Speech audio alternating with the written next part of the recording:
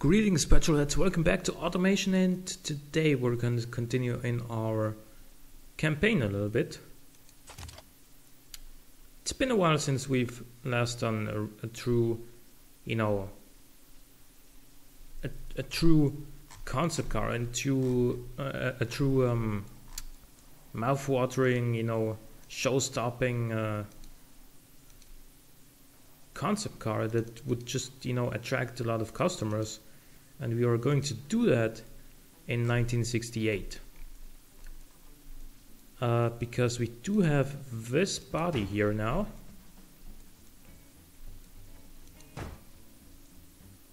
What was this too? Oh, that removes the chrome bars. It actually allows for some more freedom. Yeah, we're gonna use this body here. Even though the front doesn't really make for the best usage of the AMW signature grille, but we'll go for it anyway. So we're gonna make this a little bit sleeker here. Drag this out a little bit.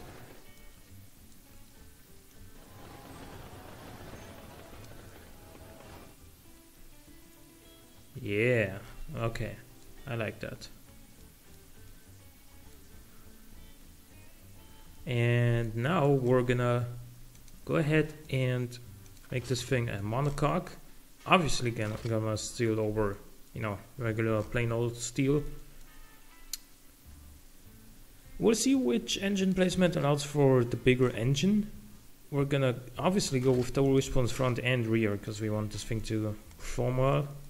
And then we're gonna make it from fiberglass because it's relatively cheap and very light. Prestige is not so low, and neither is safety. So, but it's a concept car, so it doesn't need to be safe. It's not ready for the road yet anyway. We might make the road version of this from aluminium then, which is also fine. As far as looks go, obviously we have to apply the AMW signature grille here.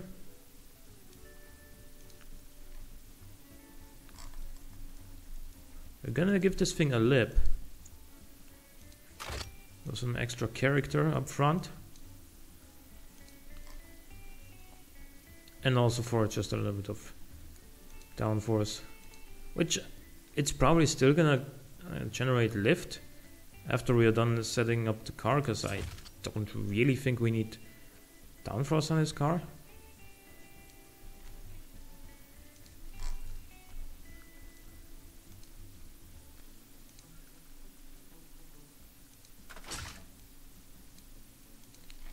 So there we go, there is that. And now we are going to put some headlights on this thing.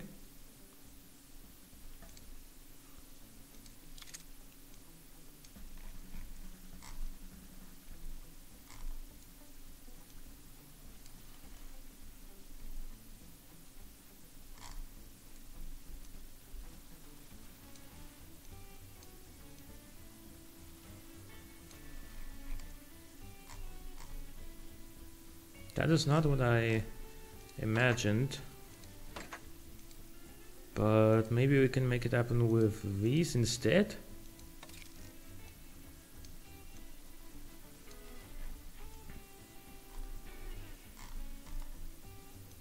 Should we make them larger?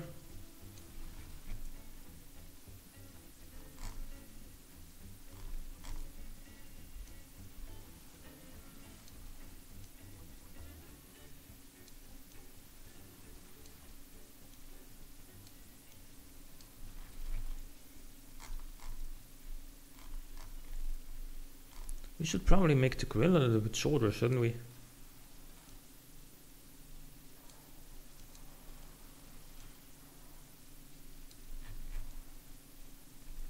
No. Bigger grill makes for a bold appearance, for a very, solid, kind of... I don't know how to put this into words, but hope you get the idea.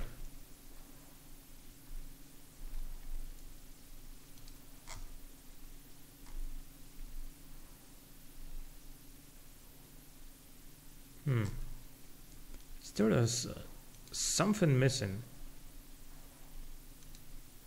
I mean, obviously, I'm not talking about the fact that this does not have indicators yet, but still.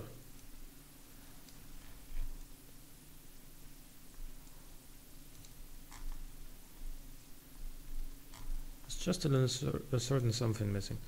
Maybe we can make that happen with some vents down here. This will make the bottom of this front end look kind of cramped. This is gonna make the front overall look very busy.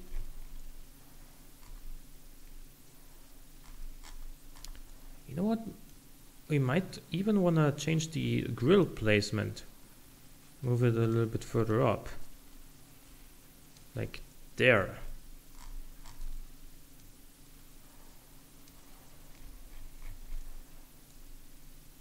I think that's better.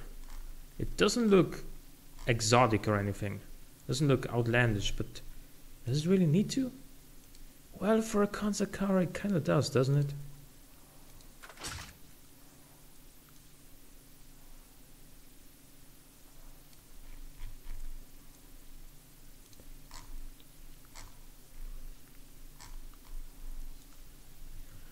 Okay, we're gonna give this thing a bonnet hump.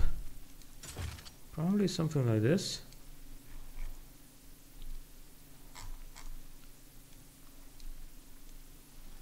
And put it like here.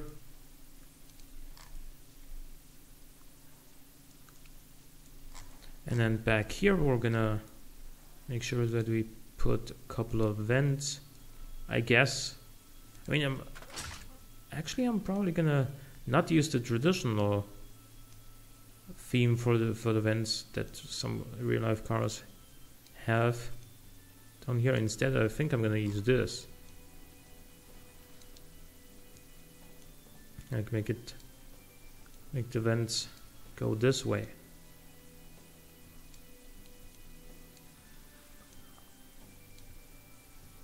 Oh, please.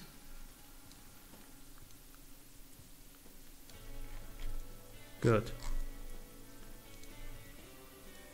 But do we go for these instead, maybe? No. Those are just fine, I would say.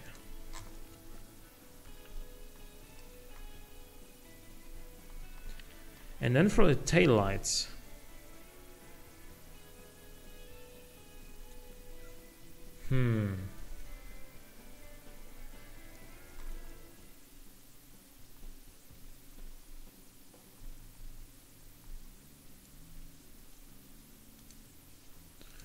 I mean, probably we want to have one of these surrounding the whole thing.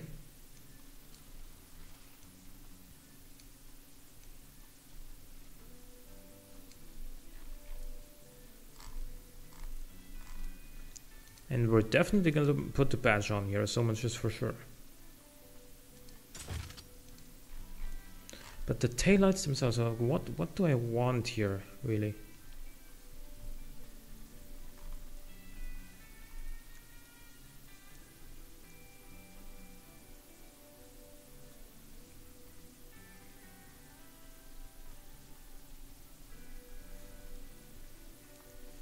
Let's try something. But rather with these, I guess.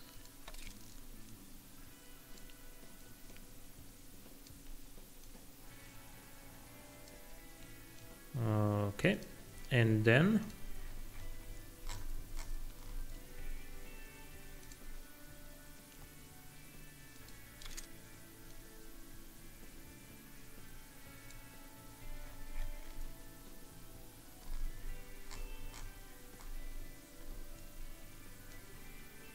okay, we can't move that without moving the other one first.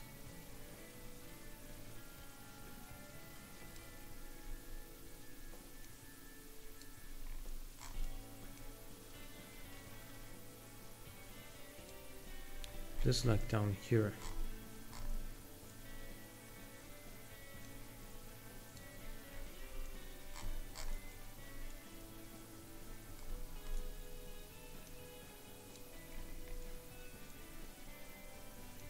Okay, I mean, it doesn't look, you know what, doesn't really look that good.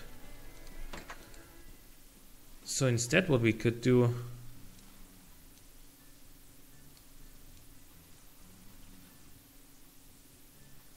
is use this, then clone it, just similar to what we have in the Kestrel, I guess. Then also add a couple of circular lights in here. For example, one of these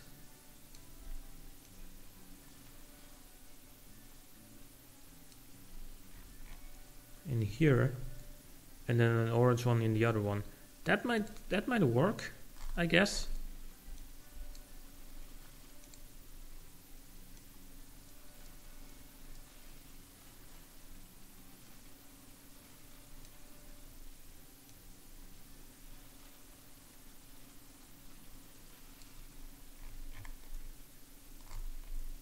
Yeah, looks better, I would say. Then for the exhausts, we're gonna give this thing quad exhausts.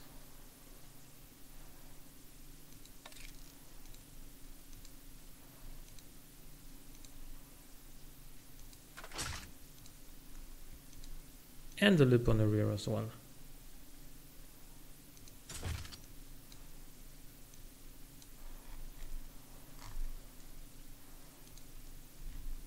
Sure, okay. Oh, it doesn't have door handles yet.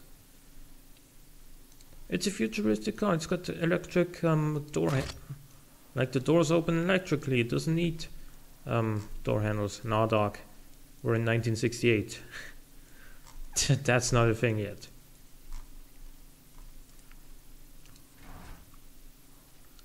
So what color do we want? Black?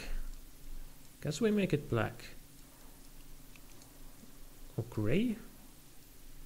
Let's make it black. River Drive. And now we're gonna take care of the engine.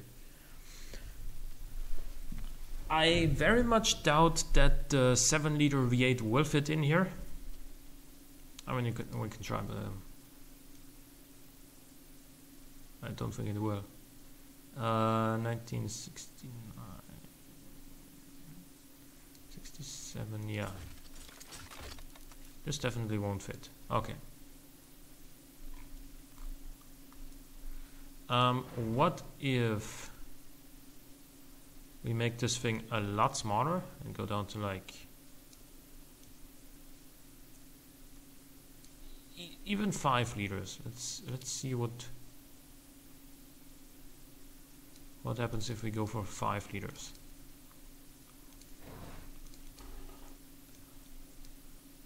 Oh no,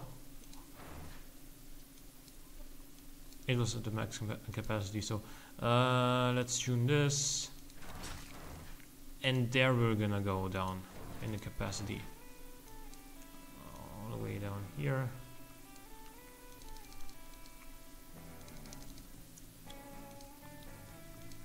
Yeah, like this. And okay, now will it fit now? Nope, it won't.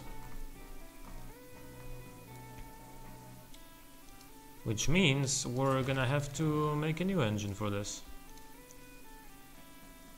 Or you know what? This is the 5-liter, isn't it? Yeah. Now we try and fit this thing transversely instead.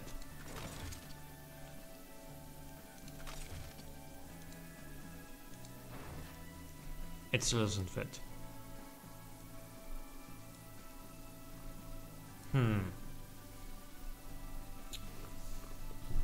Okay. Well, I guess I'm gonna delete the 5-liter variant then and build a new engine. This is gonna be a 1968.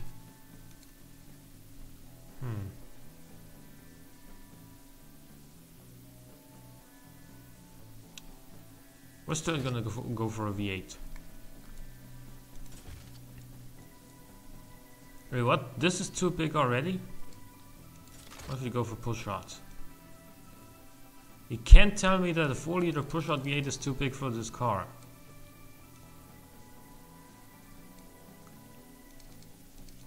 I don't want the stroke to be this high.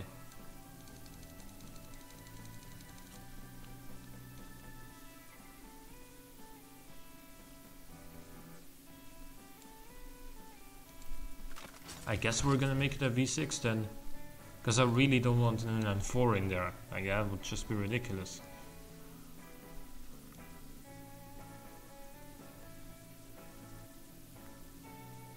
Let's go for like 90 bore.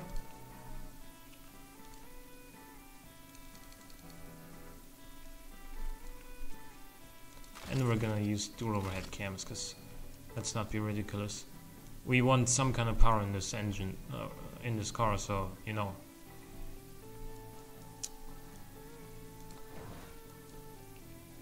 Forged steel, great internals. We can go all out on this concept car basically. +5 quality here. Compression is going to be a little bit lower, I guess. 50 cam profile will do for now. Naturally aspirated. No, we're not gonna give it injection. We're gonna give this thing twin carburetor, like twin 4-power carburetors of performance intake, because it looks awesome. Super leaded, and it's pretty rich. A lot of ignition timing and 6,000 RPM redline, because we don't care.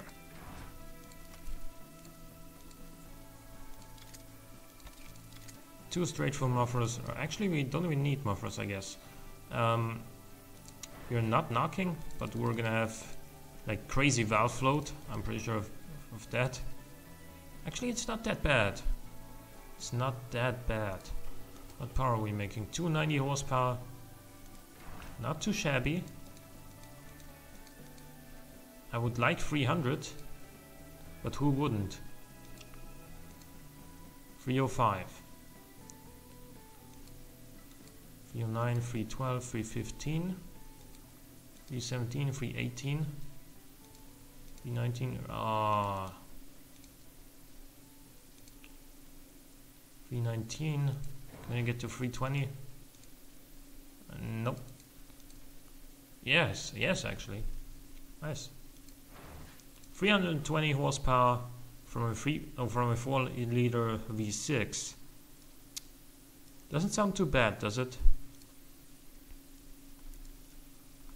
Obviously this has to have a manual, and we're gonna go for a 5-speed here because it'll probably make for the best acceleration that we can get right now. This is not gonna go to 212 kilometers an hour. It's gonna go way faster than that. How fast though? I would assume around 260, maybe. Automatic locker to put power down better. Sports tires. Oh, we did not flare the wheel arches. I just realized that. So we're going to do this now. Obviously as wide as possible because this is a show car. And let's put some more. Excuse me?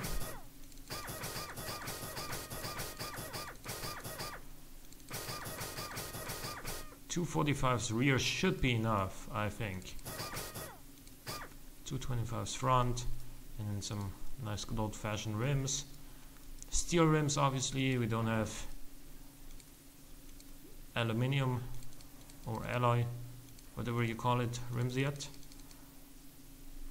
Maximum size discs. It's gonna be expensive, so let's put a semi-clad on here. We do have lips for once, and we're gonna adjust that a little bit later. We probably are just gonna set it both to 0 for a better top speed. And maybe not.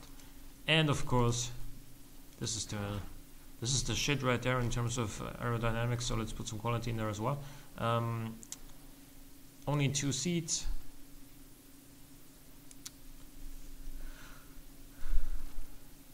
Sports interior.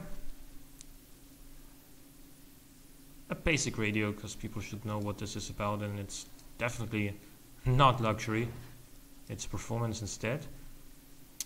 we're gonna go with the standard springs, twin tube dampers, and then a little bit of a sporty setup here.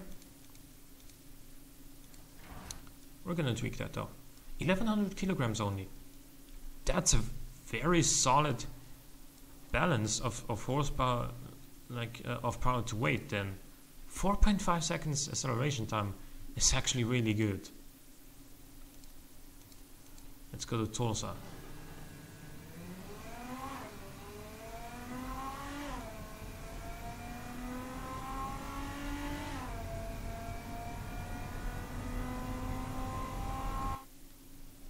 That's a nice acceleration time.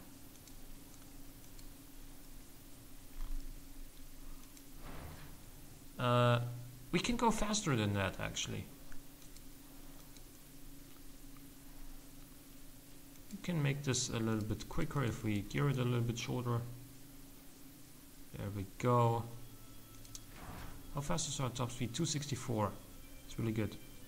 Track premium. It's not as potent in the hypercar segment because it's not as prestigious as the Castrol. Even though it performs way better.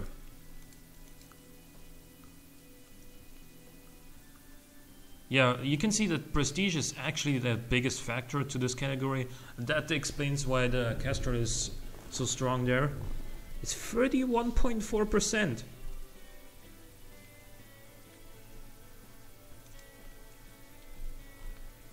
We're only at 1100 kilograms.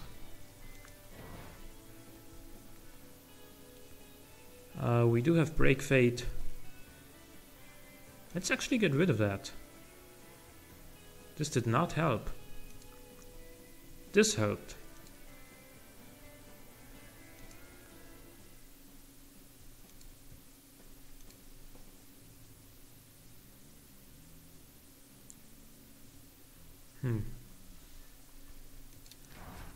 What if we put the phonograph in here? Then it'll make it a lot more. Actually, it'll only add 30 kilograms of weight.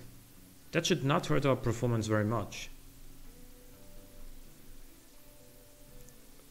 Fuel usage went up a little bit. Comfort went way up. Prestige went up by 4 points. And in the hypercar category, we are now a lot more. We're a lot more competitive. Let's see what else factors into prestige that we can change without, having to replace the engine. Rims, well, we don't have alloy wheels yet. Chassis stiffness, we can't change that either. Entertainment quality, we can change that, but do you really want to? Panel material.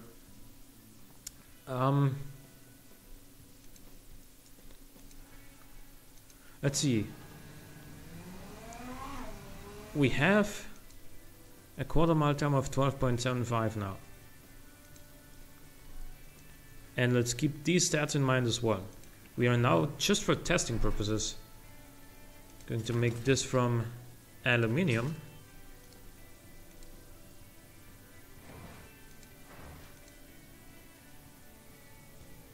And it reduced drivability and sportiness, and we gained weight.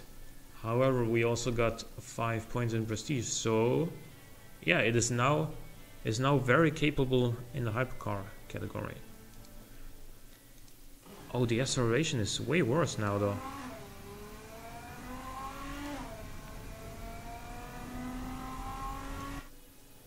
You know what we need?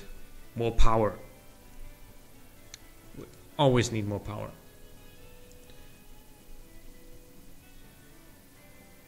And more noise? No, 58.2 is definitely loud enough. What sucks is that the engine is still from cast iron. We still do not have aluminium available in 1968.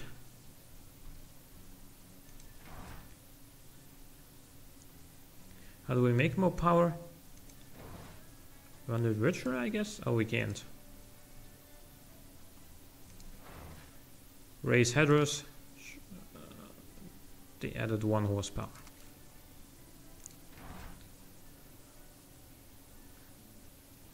can't really afford to increase this by a lot because we can't really rev it much higher.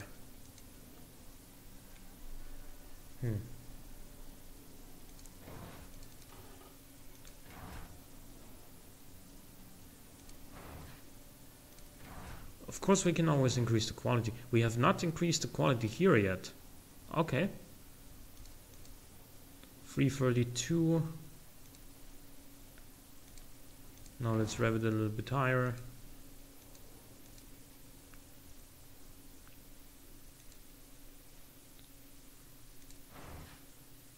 The conrods and pistons are kind of having problems now. 338 horsepower. What if we do this? We go down to 335. 337. So that is kind of the sweet spot. What if you do that? We go back to 338. 337. How do we get to 340? Can you increase this? We can.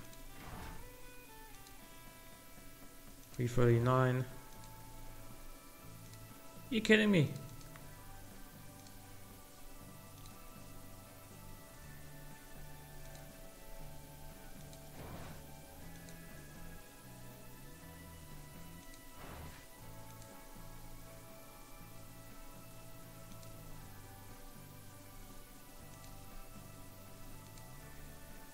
Still not?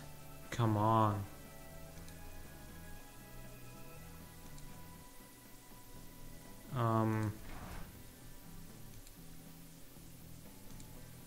Increase this by 1 point and then do that.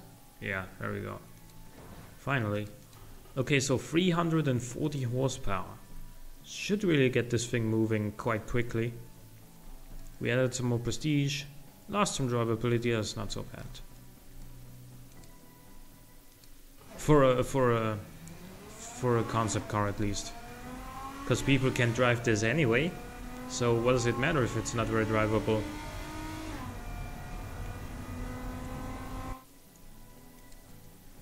Alrighty, I think we've done a pretty decent job here with this concept. That is the 1968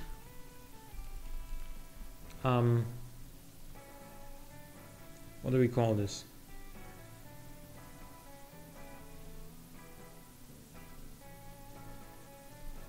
The AMW it's not going to be the number. You know what? I'll think of a name. It's a V6, and I realized that V6s aren't popular or weren't popular in this era. There were some cars that used V6s, for example, Ferrari Dino and whatnot. Ferrari did build V6 engines, so it's not totally like unheard of, but not very common yet. V6 4 valve 4.0, and that is the 4.0 Sport. We did give this thing a pretty sporty tuning on the engine. Oh, we probably also have to increase this. No, we don't. It's now also more competitive here, also in track premium. You know what? I don't expect this to be very fast on the effort track because it's an old car, but let's see nonetheless. Look at that! Look at those G-forces, man. 0.88 only at the high-speed cornering. 134.6. That's, you know, quite slow for a car by modern standards, but for a 1968, I think it's actually quite fast. Oh, and it's also oversteering. You know what? It's oversteering like very, very heavily. So let's fix that. get it a little bit tamer. We're gonna reduce the rear spring, gonna increase the rear camber, use the rear sway bar, increase the front sway bar, and you know what? Reduce the front tire width. That also helps. Now it's still oversteering, but nowhere near as badly as before. We can still do better though.